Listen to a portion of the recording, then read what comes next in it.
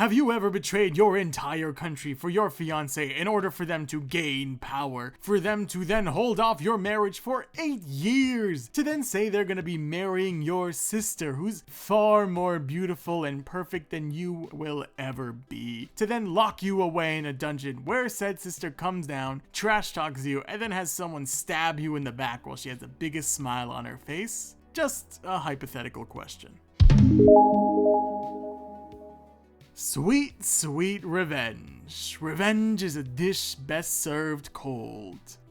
Revenge.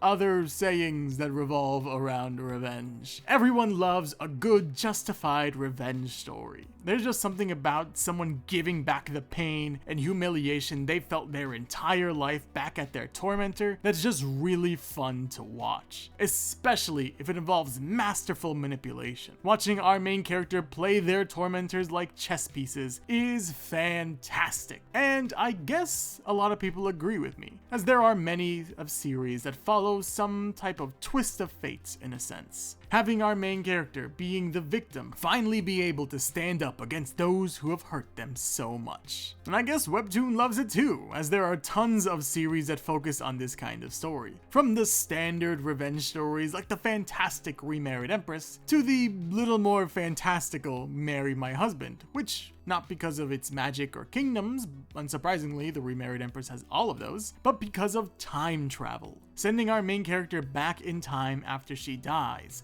with all of her knowledge about the future still intact, also known as a regression.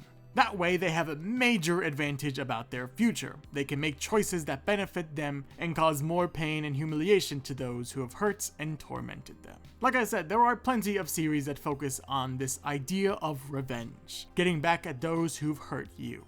But the series we're taking a look at today is actually a mix of both. In a fantastical world with magic and kingdoms, but also having our main character be sent back in time with her memories still intact. And honestly, in the couple of episodes that have been released so far, it's become one of my low-key favorites. But I should explain. The Queen of this life follows the absolutely abysmal life of Ariadne. Not only did she betray her entire country, she somehow manages to kill the crowned prince. But she's in, shock of all shocks, an incredibly toxic relationship. Granted, she somehow did miss the massive red flag of your partner wants to overthrow the current reigning prince and become the current reigning prince, which, to be clear, is his half-brother, but it seems like she's viewing her partner through rose-tinted glasses. Granted, they are covered in blood, but still, she's obviously head over heels in love with Cesar, or however you pronounce his name. Anyways, after betraying her entire country to put her love into power, she thought she'd live happily ever after. Unfortunately for Ariadne, our story picks up 9 years later,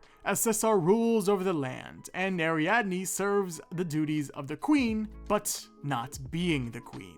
Cesar, in fact, did put a ring on it, but that's about all he did. Kept her as his fiancé for those 9-ish years, even siding with other people of the court when she stands up against said people for trash-talking herself and him. And it gets worse somehow, as during some intimate moments, he casually drops the massive bombshell that he's going to be marrying her sister, Isabella, who's far more beautiful and perfect compared to the woman he's been leading on for more than 9 years, saying Isabella was always the one he was after, and that Ariadne is a jealous person, not even a consolation prize, that she was no prize at all. After that brutal reality check and being locked in a tower, her sister comes in and rubs it in her face, before ordering her death with a massive smile on her face. Ariadne, like most people in her situation, i.e. dying, was thinking about her life and how unjust it was. If she could just go back in time, if she could take a different path, she could show up everyone who's wronged her. And surprise, surprise, after a weird moment about the golden rule, she does go back in time. Before she betrayed her country, before she met Cesar, before she was even brought into her noble family. She was a commoner before her father went to grab her. I don't have the time to explain her whole family situation, mainly because I don't want to. But all you gotta know is that she's going into a problematic family. A strict father, an egotistical mother, a manipulative older sister, and an annoying little sister. With the worst family around, Ariadne has to play each and every one of them to manipulate them to get exactly what she wants. Using Isabella's manipulative ways to get her annoying little sister into trouble. Using a strangely prideful maid to bolster her own image in the household, and even finding a trustworthy companion, and also accidentally finding and charming the crown prince that she killed in her previous life. Even using her father's mistake to make herself more valuable in the world. Even making a scene in front of the king, so much so that in the most recent chapter, he decides that he likes her so much that he's gonna give her one of the most prized jewels of the land, and he's gonna try to marry her to his son. You know, the same one he got married to in a past life already, Cesar? We kinda did a 180 there, huh? Anyways, with these 11-ish chapters, we see Ariadne's masterful manipulation, her trickery of her family members to the royal court and even more, but that raises an important question. Why? Not why she manipulates. The whole betraying her entire country to then become a fiancé for 9 years and eventually being replaced and murdered by her sister kind of explains why she does it. But the bigger question in my mind is, why do we like watching it, reading it, rooting for it?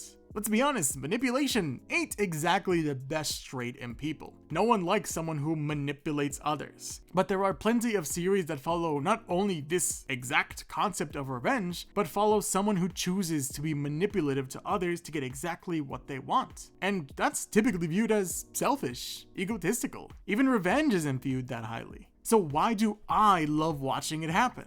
Karma. There's a lot of meanings behind the word, but the easiest way I like to describe it is your actions have consequences. Consequences is a fun word because it can mean either good or bad. You want to cheat on your wife with her best friend while she has cancer? Surprise, surprise, we want to see your life go downhill. You choose your mistress over your wife? Congrats, we hate you now and we want to see your wife succeed over you. You have your partner betray her entire country in order for you to rise to power, then hold off on marrying her for 9 years to then marry her sister who then kills her in a dungeon? Yeah, of course we want to root for her. We're presented with the underdogs, the ones who've been down on their luck, who've lived life playing by the set rules of life, but because of it have been abused, neglected, or even killed, but now have a second shot at life. Yes, people like seeing women in charge. I love seeing women in charge. But there's an element of empathy we have for these characters. We've seen the ever after they had in store and it did not look good. So we want them to succeed. Because we've always wanted the chance to go back in time, to know our future, to make the most of our opportunities. So watching someone given that chance and using it to get back at those who've wronged them in the most devious ways possible is just incredibly fun to watch. So make sure you check out I'm the Queen of This Life, updating every week on Webtoon.